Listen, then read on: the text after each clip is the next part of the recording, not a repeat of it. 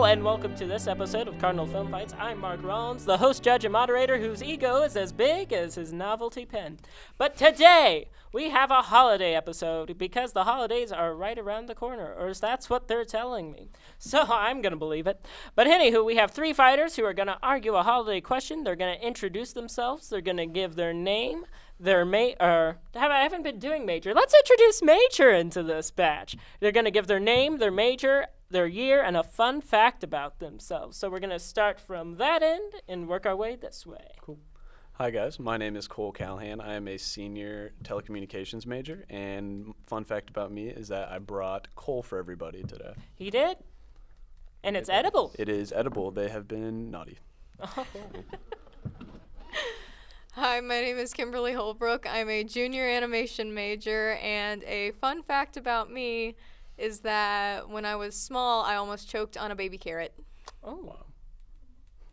But, well, you killed a baby carrot. I have to think about a fact because my life is just boring. Invent something about It's a it. fun opinion. Lie. I can lie. Yeah, Lie. Hi, my name is Nick Evans. I'm a senior telecommunications major. And a fun fact about me is that I'm not good at this on the spot. You're 7'5". I wish I was 7'5". That would be so I nice. definitely don't. That's the the duck going into doorways. No, That's the fun fact about me. I'm short, and I wish I was taller. it's not that fun. But Well, it is fun because I'm just kidding. because everybody's like, he's the tall. Have you met this person? Like, no, and they're like, oh, is he? He's like this tall. I'm like, well, that describes most people in my life. yeah, He's your antlers make you look a foot taller, so Well, that helps. that's a nice compliment. Yes. All right. So, I'll give you the question, but before that, I'm going to explain the format. We're going to start off with a 1-minute introduction in which our fighters introduce what they chose and why they chose it.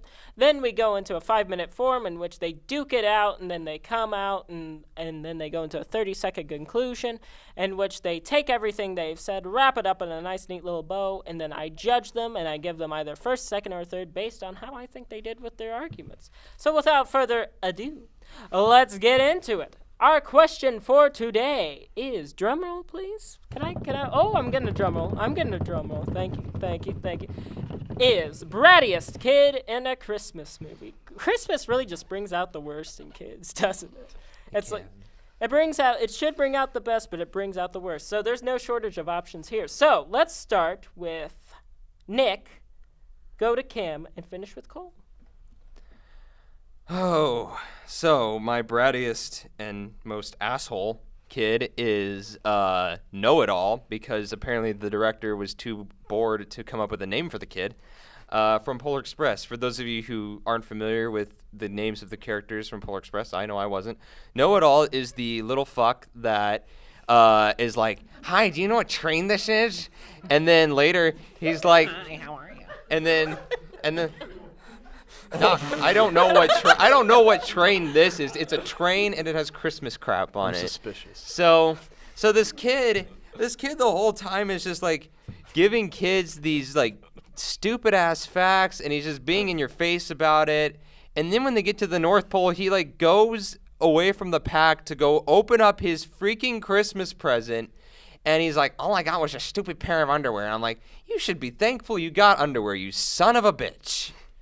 He's a brat. Good choice. Okay, so for my brattiest kid, I went with Charlie, the little son in the Santa Claus series. And I chose him because although he's painted to be like this little hero helping out Santa, at the same time, in the second movie in particular, he becomes this horrible child who vandalizes his school simply for attention. He's horribly disrespectful to his parents after this divorce. He picks sides immediately without trying to see the sides of both. And it's depicted like he's this little prophet to help out Santa, but at the same time, he's really not helping all that much. He's become this poster child who teeters around, running away from his parents and doing whatever the heck he pleases just to be friends with his dad/Santa. I don't know. I have a horrible time understanding where this kid is coming from when he should be thankful that Santa is his dad and could easily get him anything. And my selection is Kevin from Home Alone. And yes, you may disagree on impact, but that is my choice, and that is because, and I think his brattiness is his superpower, though. I want to put that out there. I don't think he would have survived those two guys if it wasn't for his brattiness, his bad behavior, his everything that he's done. He's kind of a diabolical kid, and because of that, he has all these ideas and all these different thoughts that are able to end up saving him from these two guys. So that is my choice. All right. Well, let's go straight into our 5-minute forum then. I don't really consider Charlie to be a brat. Charlie, and you failed to bring up Charlie's appearance in Santa Claus 3, the Escape Clause, where he is more like an older brother to, I think her name was Lucy? I think we should keep it specific to just the Santa Claus. The Santa Claus. Well, yeah. because Charlie isn't really a brat at all. He's a child. He's a third grader, second grader that's parents just had a divorce, and now he's going through a tough time. Yeah, I was gonna say he's going. Yeah, divorce. What would you do in that situation? Yeah, divorce is a tough But at time the same for time, that doesn't any mean kid. you have to be a brat about He's it. not That means really you a can. brat. But he's picking sides, and I think Well, that I also think he's just paints absorbing the all the parents as information. these Right. I mean, villains. you have to That's a remember hard this is a situation. kid that went through a divorce. Christmas then he saw time during a divorce. Yeah, like two then he different saw Christmases. then he that's saw tricky. Santa dissolve before his eyes, and he literally told Tim Allen, "Dad, you killed him." Like, that's traumatic. Then the kid, and of course the kid's gonna pick sides because he's a kid. Kids pick sides. That's the nature of being a child. And then to have his dad then become Santa Claus. Fun fact, real quick: Tim Allen, actually, the original Santa Claus movie script had called for Tim Allen to shoot Santa Claus, not have him fall off a roof, which I think would have been much funnier. But the Disney executives thought not. Not family So, so Charlie's not really a brat. Charlie's just kind of a kid in a really unfortunate situation, and he just kind of gets really lucky actually that his dad does become Santa. And like it's not like Charlie has bad parents. He's got pretty good parents, and his stepfather you could too. argue the same thing with Know-It-All. He might be doing the same thing. But we He's don't trying know. to get attention. But we don't know Know-It-All's parents, and Know-It-All That like doesn't the mean you first have to. from He's the first moment that Know-It-All shows up, it is apparent. Holy shit, this kid is a fucking brat, and Even you want just to the way he strangle looks, him. the way he acts, his mannerisms, everything Exactly. about him. I do agree with you on that. I agree And with you on that. he went and opened his present. Like, you are on a train ride going to the North Pole to meet Santa, and the first thing you think of when you get to the North Pole is, I want to see what Santa got me. What a fucking prick. And my other thing is, and then with You're gonna be a great father, Nick. But with, see, my issue with- with Kevin is that then I don't think it's Kevin that's so much the brat as it's his family around him. He's just dealing with it the best he can, and I think in a way, he's painted as this kid who's held down by his bully of a big brother. And I think in a way he's just so sick of that. That's why he wishes for his family to go away. He just needs a break that lets him be a kid. Well, and the other thing with Kevin, you said his diabolicalness was a result of a brat. I mean, Stewie Griffin from Family Guy or the old Stewie Griffin is diabolical to the nth degree, and so, but he's not a brat. He's just diabolically British and a baby, which is hilarious. So I don't really consider diabolicalness to be a direct symptom of brattiness. I just consider that to be another personality within Kevin. I think the kid from A Christmas Story is more of a brat than Kevin is. Rebuttal. You only have a minute 34. Man. I mean, the issue I still have with Know-It-All, though, is we typically associate brat with all these traits of him, but at the same time, it leads to a stereotypical idea of what a brat is, where we're not seeing the other side of him as this misunderstood child. But we don't get the other side, so it's hard to argue that he's misunderstood when we don't have that side of the But at writing. the same time, I mean, you do have that kind of writing, but it also limits your judgment of him.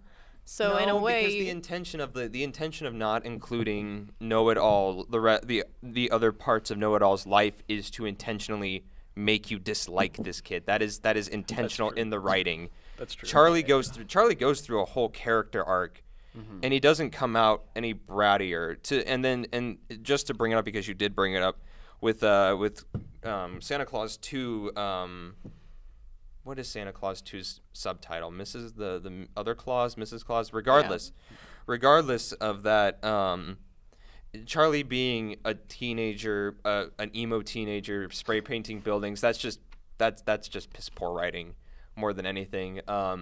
And they're just trying to create a plot point that didn't. They're trying to create a B plot that didn't need to be there when they have a strong A plot. So I don't really factor that into. And he's a teenager. Teenagers rebellious. Are rebellious. Yeah, that's just a and stereotype. he just fits his stereotype rather than. So I struggle with Charlie being a brat, and I struggle with Kevin being a brat.